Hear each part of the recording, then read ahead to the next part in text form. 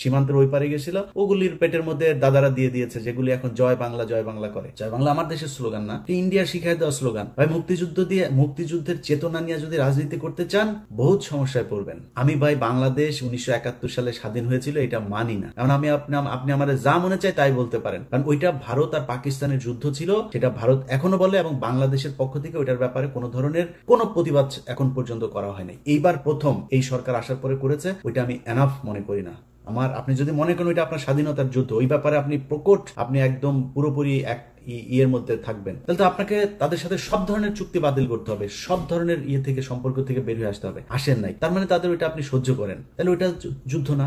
ভারত আর পাকিস্তানের যুদ্ধ ভারত এখনো সেলিব্রেট করে। এখন আপনি যদি মনে করেন আমি কিছুক্ষণের জন্য এটা মানলাম যে আপনার ভারত পাকিস্তানের যুদ্ধ, এই মানে বাংলাদেশের মুক্তিযুদ্ধ, আমার এই ভিডিও এই মুহূর্তে যে মানুষগুলো দেখছেন, আমার ভিডিও পজ দিয়ে একটু 2 মিনিট চিন্তা করেন যে আমি আমার আশপাশে, আমার আত্মীয় স্বজন, আমার গ্রামের আশপাশের যত গ্রাম আছে, কতজন মুক্তিযুদ্ধ ছিল। মুক্তিযুদ্ধ যে কটা আছে তার 80% ভুয়া। খোঁজ নেন, আপনার এলাকায় যে কটা মুক্তিযুদ্ধ আছে ওর ব্যাপারে যা খোঁজ নেন, আল্লাহর কসম করে বললাম একদম ভুয়া। আপনার বাপ গিয়েছিল? চাই নাই। তো মুক্তিযুদ্ধ আপনি করলেন না। মুক্তিযুদ্ধের বিশাল চেতনা, এই যে এই সরকার এসে 1 বছর হলো, আপনি মুক্তিযুদ্ধের তালিকা বের করেন নাই কেন? কতজন মারা গিয়েছে আসলে তার তালিকা আপনি করেন না কেন? 30 লাখ, 3 লাখ, 3,000, এটা কি কেন করেন না?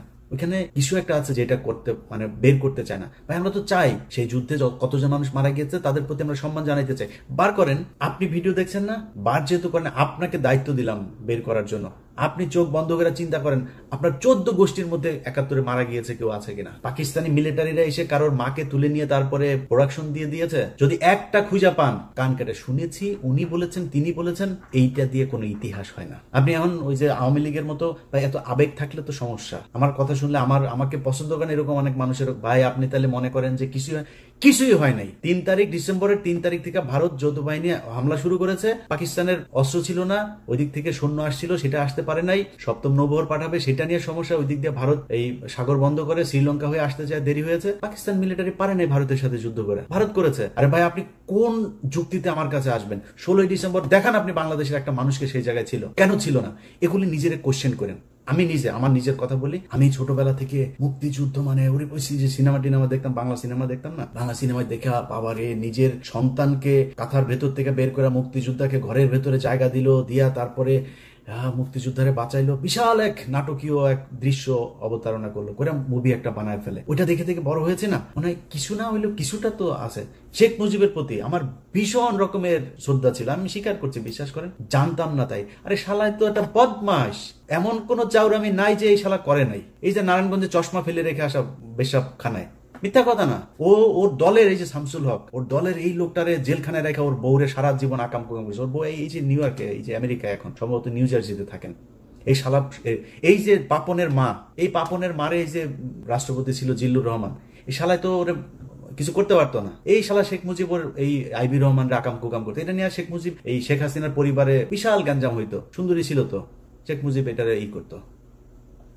বাকশাল ভাই, একটা মানুষের কোনো দল হবে না, খালি আমার দল একা। 30,000 মানুষের আপনি জাসদের মারলেন, আপনি দুর্ভিক্ষ করলেন, এত মানুষ মারা গেল, আপনি কোন দিক থেকে তার পক্ষে কথা বলবেন বলেন? তারপর ওই যে 7ই মার্চের ভাষণ শুনলে আমার নিজের লোম দাঁড়ায় যেত ভাই ছোটবেলায়। আস্তে আস্তে বিশেষ করে কয়েকটা বই পড়ার পরে ভাই আস্তে আস্তে বুঝলাম ঘটনা তো আসলে অন্য কিছু। আপনি বিএনপির লোকের বই পড়ার দরকার নাই, জিয়াউর রহমানের লেখা বই, তারেক রহমানের লেখা বই পড়ার দরকার নেই। আপনি মেজর জলিলের বইগুলো খালি পড়েন, ছোট ছোট চটি বই, অরক্ষিত স্বাধীনতায় পরাধীনতা সহ 3-4টা বই আপনারা পড়বেন, পিডিএফ আছে মেজর জলিলের, খুব ছোট ছোট বই।